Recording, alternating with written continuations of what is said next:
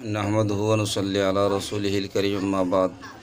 قال الله تعالى في كلامه المجيد الفرقان الحميد اعوذ بالله من الشيطان الرجيم بسم الله الرحمن الرحيم وما خلقت الجن والانس الا ليعبدون صدق اللہ العظیم۔ محترم بزرگ دوستو،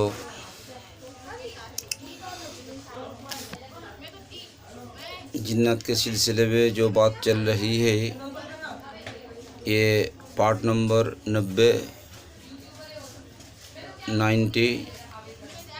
اس سے پہلے جنات کے بارے میں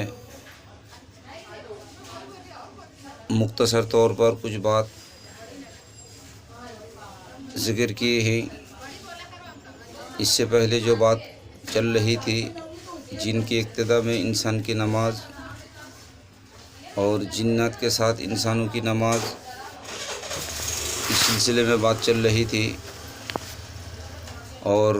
مؤذن کے لیے قیامت کے میدان میں روز قیامت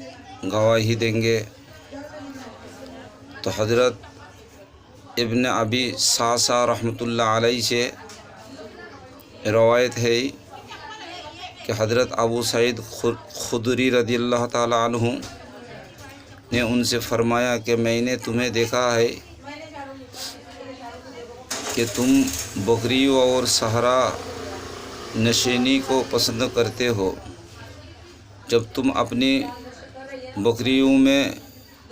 ہو یا کسی صحرا میں اور نماز کی اذان دو تو اذان میں آواز کو اونچا یا بلند کیا کرو، کیونکہ جہاں تک جنات اور انسان اور چیزیں اذان کی آواز کو سنیں گے روز قیامت اس کی گواہی دیں گے۔ حضرت ابو سعید خدری رضی اللہ تعالیٰ عنہ فرماتے ہیں کہ میں نے یہ بات جناب رسول اللہ صلی اللہ علیہ وسلم سے سنی۔ امام احمد بن حنبل رحمۃ اللہ علیہ سے اس بارے میں روایت مختلف ہے کہ جب کوئی جن نمازی کے سامنے سے گزرے تو وہ نماز ٹوٹے گی یا نہیں۔ تو ایک روایت میں تو ان سے یوں منقول ہے کہ اس کی نماز ٹوٹ جائے گی، کیونکہ حضور اکرم صلی اللہ علیہ وسلم نے سیاہ کتے کے سامنے سے گزرنے سے نماز ٹوٹنے کا حکم فرمایا ہے، اور اس کی وجہ بیان کی، سیاہ کتا شیطان ہے۔ اور ان سے دوسری روایت ہے کہ نمازی کی نماز نہیں ٹوٹے گی، اور حضور اکرم صلی اللہ علیہ وسلم کے یہ فرمانا کہ عفریت جن گزشتہ رات میری نماز توڑنے کے لیے در پہ ہوا تو میں نے تو اس میں احتمال یہ ہے کہ اس کے گزرنے سے نماز ٹوٹتی، اور وہ اس طرح سے کہ اس کی مدافعات میں حضور صلی اللہ علیہ وسلم کو کچھ ایسے افعال کرنے پڑتے جس سے نماز ٹوٹ جاتی۔ فقہ حنفی میں یہ ہے، امام ابو حنیفہ رحمۃ اللہ علیہ کے نزدیک شیطان اور جن